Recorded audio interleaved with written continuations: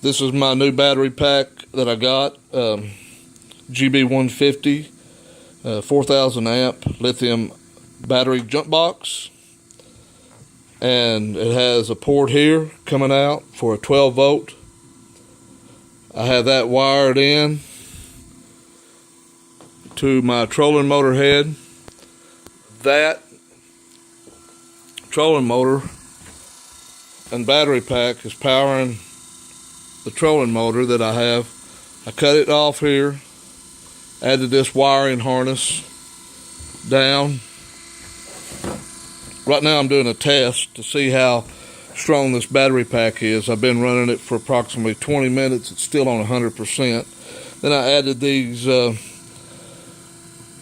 trailer hitch or trailer receptacle plugs that you would wire up a trailer for brakes and lights and all that stuff. And I ran the wires through the kayak here, and I come up on this side with another one of these trailer light connector switch plugs. Plugs. And then up here and wires into my trolling motor, which is a variable speed, has 3 reverse and 5 forward speeds. All of them work. And it has off. So anyway, and then I come down here and I had to wire in this 12 volt cigarette lighter plug. I had to make my jumpers bigger.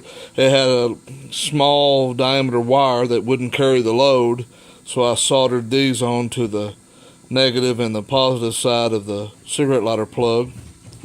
Plugged them in. I'm still showing green, all green, 100%. It's been running for approximately 20 minutes. This is just a test run to see exactly how this battery jump box is going to hold up. It's going to be eventually running all my lights and the motor, the trolling motor, if it will hold up. I'm wanting to see at least 3 hours out of 100% before it ever gets to 75. And then maybe at least 2 hours out of 75% before it gets down to 50, which would give me approximately 5 hours of run time. And if I can see that at 50%, big thumbs up. But this is my test that I'm running. Now I know the trolling motor is not under a load. It's just spinning in free air, and a load will make a difference. That's why I'm saying that running on just air, as long as I can see at least 3 hours of run time before that drops down to 75%, I can pretty much say that I can probably get 2 hours run time under a load, hour and a half here, an hour here. If I can get approximately 4 hours of loaded run time, and I will be testing that also, and I'll be running a test on that. But I've never seen anybody do this. I was looking for a lithium battery to power all of my stuff, and a light bulb went off in my head and said, try one of them Gb 40 series. This is a 150 series. Try the GB, and that's the Genius Boost. It's shortened down for GB. This is the GB Pro 150. See the GB, that's the Genius, and the Boost. Of course, everybody's looking at it upside down, but anyway. And then I'll be eventually running my LED lights. They will be my reds will be up here on the front of the bow. My greens, which are better for attracting bait fish, which will, if you got bait fish around your kayak, you're going to have fish that eat the bait. So that's good. Plus the green and the red will also represent my navigation lights if I have them on at the same time. I've got to register this kayak because I'm putting a motor on it. And then hopefully that this right here, of course, see, LED lights, they don't take much voltage. I have an LED stern light here This is LED. I've got it already wired in and running through, coming up through one of my access ports here. This is my outriggers or buoy stabilizers that I'm going to be putting on here, which are these. I just have to get it out on the water to see exactly where I need to cut these at. According to, I just want them barely touching the water. That way the boat is capable of standing in, but I want to be able to do multiple things in this boat. And one of them is going out in the middle of a lake, jumping off of it, swimming a little bit after it's anchored up, coming back, climbing back in the boat. And I don't want to have to worry about tipping the boat at all. Plus, I'll be planning on taking my dogs on the boat, and that's one of them right here. And she minds very well, but if she jumps in the water, I want the boat to be stable enough that I don't have to worry about tipping us over when she gets back in. So right now, I'm just, like I said, I'm doing the test on the battery pack. The reason why I don't want to just spin it around is this 12-volt plug that I created. The tip springs in, and when it pushes in, it makes contact with the negative side. That's what shoots the power over here. Well, when I added these big wires, it don't spring back and forth very well, so it's kind of loose in here. So if I touch this too much, it wants to disconnect and lose power to the motor. I will eventually fix this. This is just an all trial setup. I didn't even know if this was actually going to work or not until I started messing with it. But this is the stuff that I love to do anyway. I love to piddle with stuff and create stuff and do stuff. Now, people's already put trolling motors on their kayaks. It's all over YouTube. Mine's a little bit different design. I don't know if anybody's used these or not. I can't remember if they have or not. But I just took a regular trolling motor and took it to my chop saw and cut it where I thought I would want to. This right here is going to be mounted onto a right here, like so.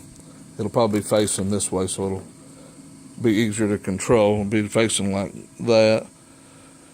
But it'll be mounted onto a Scotty mount right here next to me. You don't have to spin this or nothing. I will have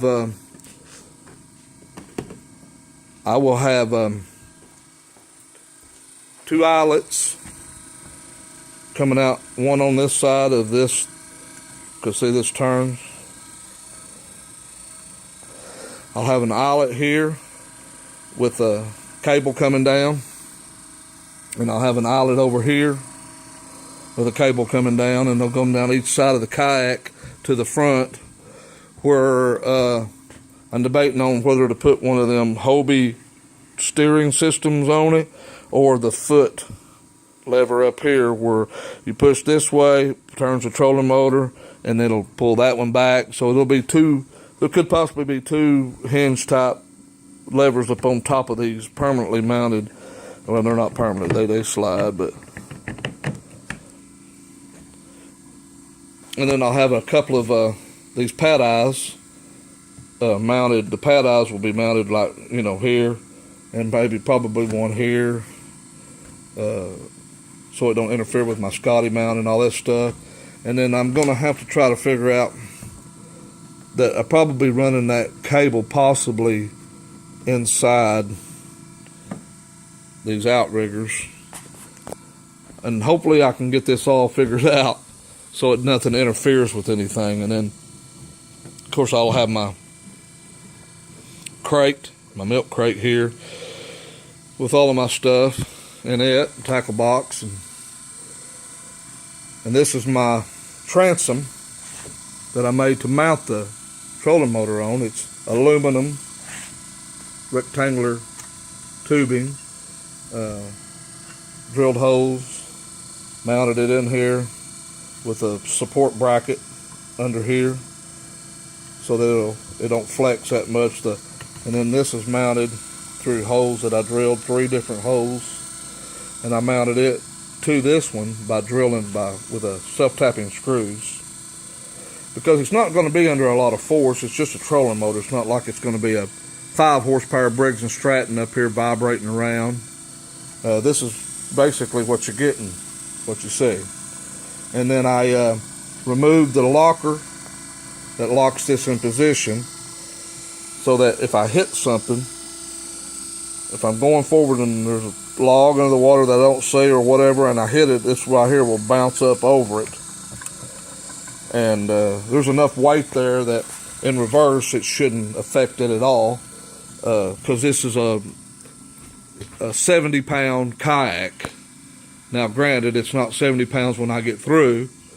It'll probably be more like 100. This right here I think weighs 7.5 pounds, something to that effect. I think it weighs 7.5 pounds. I'll have to re-look and see what exactly this weighs. Trolling motor probably weighs 15 pounds, and this right here probably weighs 5, so we're talking 20 pounds there. Another, say, give 10 pounds here, so we'll call that 30 pounds. Now this is not going to be on the kayak when I'm putting it in the truck and storing it. That's why these plugs are put here, so that I can detach this drive mechanism if I just want to take the boat out and just oar it around. The battery pack I will always probably carry with me because I'll have my lights, and it don't weigh, like I said, 7 to 10 pounds, somewhere in that area. And then my outriggers, they probably weigh all the piping together another 5 to 10 pounds. So, and then of course my tackle, my egg crate and my tackle box, and that don't weigh much of nothing either. So I probably added another 40 pounds, not including myself, and I'm 210. So, and I had planned on putting the battery in this compartment, and I still might do that because I'm here in another 2 or 3 months I'm getting a Ray Marine 5 GPS Wi-Fi depth finder, fish finder, and it'll be mounted here. And then right here I will be mounting a USB port, the meter that will show me what the voltage is that's on the pack without having to look at the lights, and then a 12-volt socket. And I've got to get online and order another one of these. These are like very special cables. It's like because when you're charging the system, when you're charging this unit, this plugs into this port. It unplugs from that socket, plugs into that port. This flips around and turns and plugs into into this. It's like this type of a bottom. So this unplugs, plugs into this side. This unplugs and plugs into this side, which this plugs into your cigarette lighter, and this is the way you charge this. From completely dead to fully charged with this plugged in, it's supposed to take 2 to 3 hours. It has like a mini USB port also on the charging side right here, mini USB, that will charge it, but it's a very slow trickle charge. I think it's like 12 to 15 hours or something crazy like that. I'm trying to make this video kind of short. It's getting close to 15 minutes on it, but that's my setup. It's dirty and trashed out right now because I've been working to get this just to the point where I'm at. I wanted to take this boat out tomorrow if it's not raining. Tomorrow's Saturday, and I wanted to try out my outriggers and get them all adjusted up and mounted, because there's a pin. I have a pin here, so when I have these glued in, when I cut these to size and have these glued in here, I can remove them by pulling this pin out.